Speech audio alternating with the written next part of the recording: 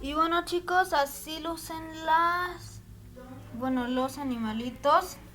Después de que lo dejé 24 horas, estos que crecen con el agua.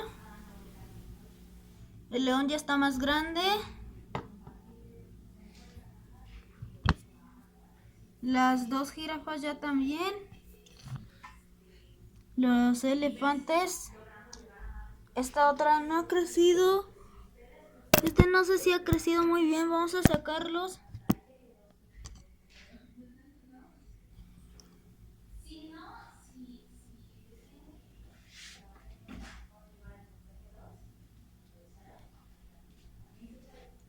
También les quería recomendar que esto no lo hagan mientras están en su... También les quería recomendar que lo hagan con cuidado, bajo la supervisión de un adulto,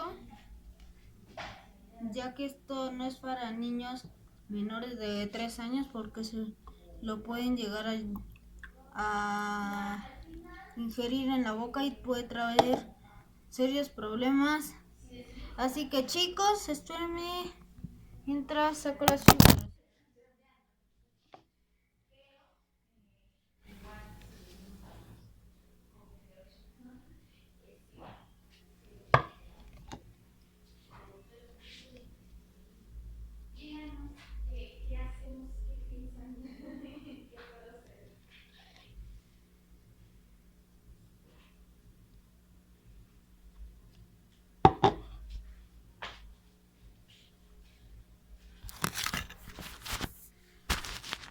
Y bueno, chicos, así quedaron, en conclusión, así quedaron los animales estos que crecen con el agua.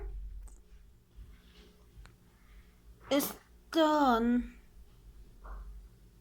bueno, lo que sí es que sí se puede apachurrar un poquito.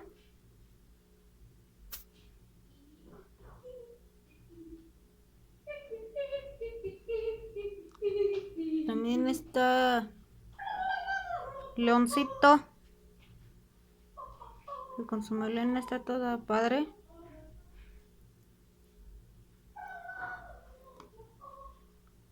La jirafa bebé que ya se